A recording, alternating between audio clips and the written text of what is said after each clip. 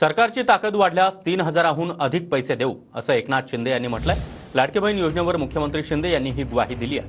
बजेटमध्ये नियमानं एकाच वर्षाचे पैसे ठेवता येतात। योजनेमध्ये 5 वर्षांचे पैसे ठेवता आले असते तर ते देखील आम्ही ठेवले असते असं देवेंद्र फडणवीस यांनी म्हटलंय।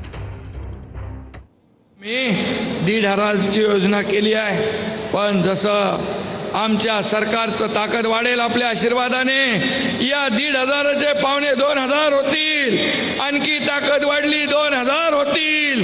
आणखी तुम्ही बळ दिलं 2.25 होतील, 2.5 होतील, 3,000 होतील किंवा 3,000पेक्षा जास्ती देण्याची देखील आमच्या सरकारची दानत आहे। इथं दानत लागते, इथं देणारे हात लागतात, घेणारे नाही।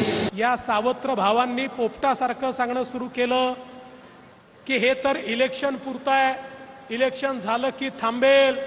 आम्ही त्यांना बजेटच दाखवलं।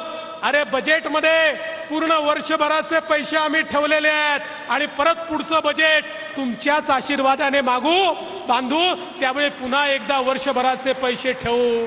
जर कायद्यामध्ये एकत्र 5 वर्षाचे पैसे ठेवता आले असते तर ते देखील आम्ही ठेवले असते, कारण आमच्या लाडक्या बहिणींकरता हे पैसे आहेत।